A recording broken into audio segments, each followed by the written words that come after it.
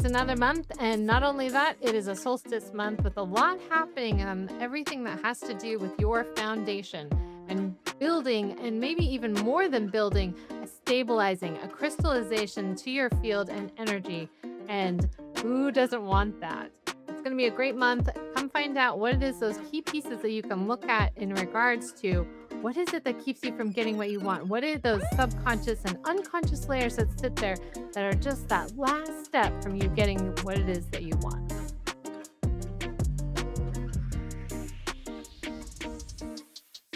Hello, hello, hello. And we are here ready for another energy current. We are already moving into June, and oh my, has this year been quite the ride. It is like that river we talked about last month on your inner tube. You're just swirling down through the currents.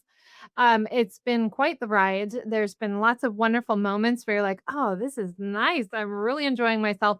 And there's been some serious turbulent areas, a lot of challenges kind of moving through as we kind of reorient ourselves, remove things, and really step into what it is that we want, that state of well-being. So as we've been swirling all around in this, we've really been trying to set up that foundation that we hold of well-being. So it's the I'm capable, I'm certain, I'm commanding, that strong foundation of I am right here and I'm okay. That's what's being set up. And what's interesting to note here as we move into the solstice coming up, all of this energy and the shifting is doing just that. So it's starting to actually crystallize, meaning it come into a form that's going to allow things to hold better, so your sense of presence and the I'm okay. So things aren't nearly as rocky as they used to be when you used to walk into or a challenge kind of jumps up in your face. So that is a refreshing and lovely thought here going forward. And especially for those of us who've been dealing with physical challenges, because that's also very interesting because it's happening both on an energetic level as well as a physical level as we kind of really rearrange and sort into that level of well-being and stability, and I'm okay right here. So I wanted to share something about crystals and how they form because I thought it was such a great analogy to kind of what we've been going through and a really great way for you to kind of step back and see all of what the amazing work that you've been doing as you're continuing to navigate through this wild thing that we're experiencing. So, crystals form when atoms or molecules arrange themselves into an ordered, repeating structure as the material transitions from a fluid or dissolved state into a solid, right? So, there's your solidification. Now, the key is that the environment allows the particles, keyword, slow down, connect, and lock into a geometric pattern. And isn't that just such a great way to describe what we've been going through? And it's the environment that we're in with all of this new light, or well, it's new. Let's just say growing light that is continuing to build as this environment starts to settle, reorganize, and move and create this new form of well-being, right? That we're all after. And what's fun is there are in the physical world 4 ways in which crystals typically form. So you might enjoy and have a good laugh at this. I did when I read this. So one is through igneous, which is cooling magma or lava. And that's a phenomenal analogy because they're things are just hot and crazy in a lot of areas of life. And I thought that was a great analogy. And then another one is sedimentary. And this is where dissolved minerals in water, as the water evaporates, or the chemistry changes in the water, that type of crystal formation can happen as well. And then there's metamorphic. And metamorphic is a heat and a pressure reorganizing the atoms and molecules. So maybe you felt a lot of the heat and pressure reorganizing you a lot in the last little while.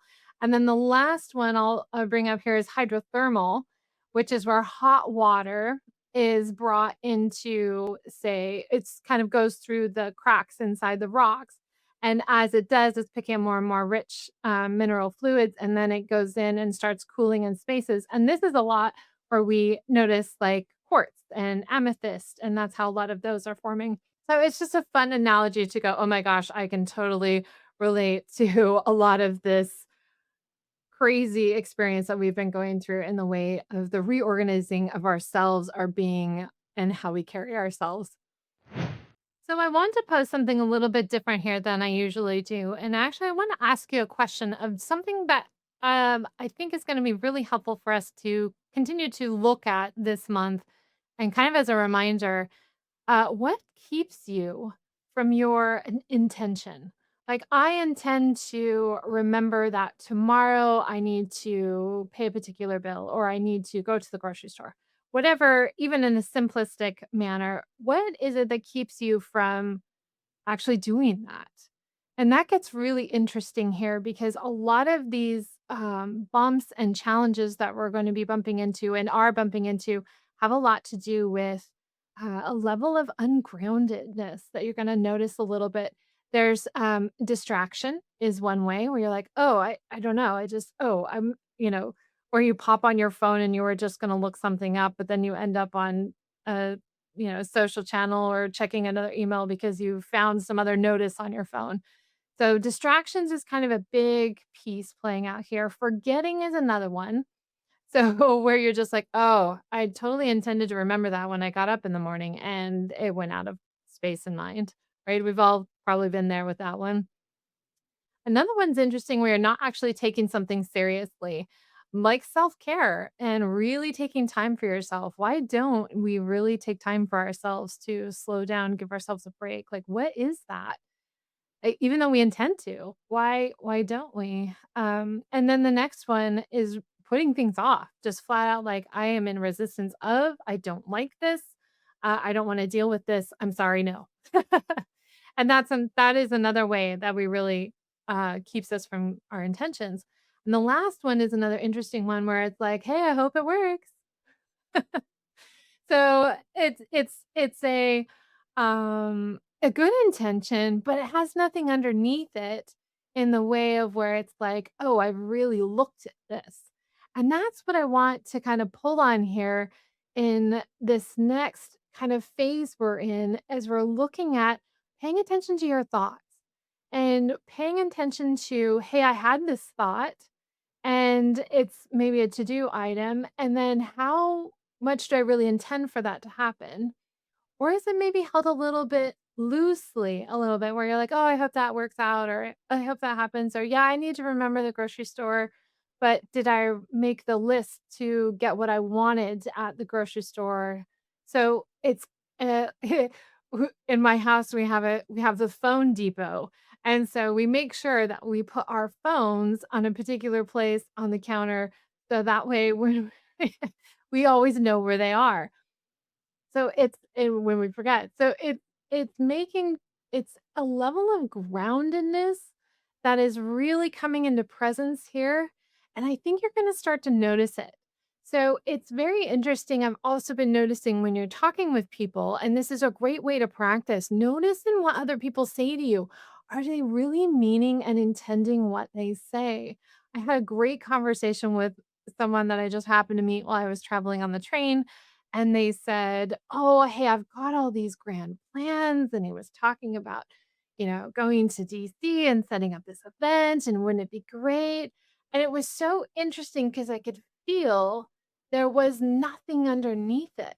There was no sense of gravity to what was being said, other than it was kind of just this hopeful dream that sat out there versus, hey, I'm gonna start looking at how I build that dream, how I go ahead and take the first step. And so in my conversation with them, I'm like, just start small and just do a tiny thing and find a way to be able to bring a sense of um, pieces or foundation to that.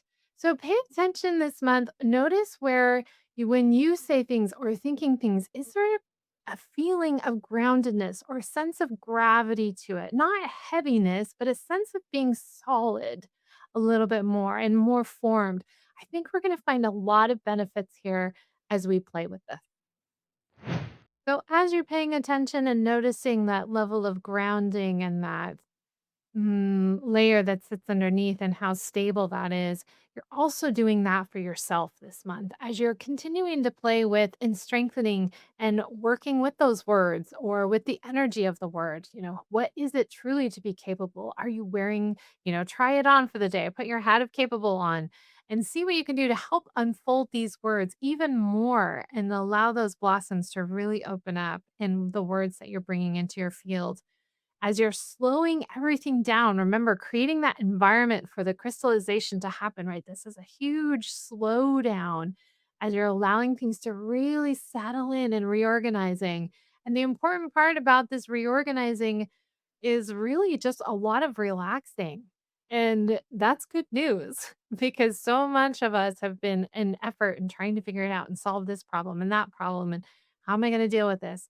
So, slowing down, really relaxing, allowing things to or self organize for you as you create this environment for all of this crystallization of your well being to really take hold.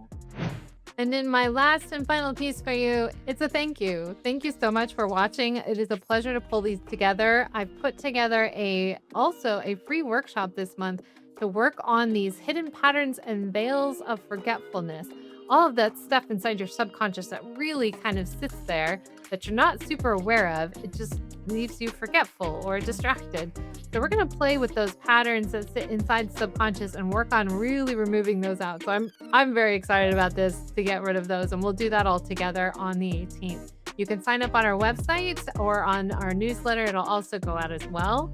So I look forward to playing with you again this month. It is such a joy to be with you. Thank you so much. Do subscribe if you haven't already. And I look forward to reading your comments below. They are such a joy to read and hear what you're experiencing.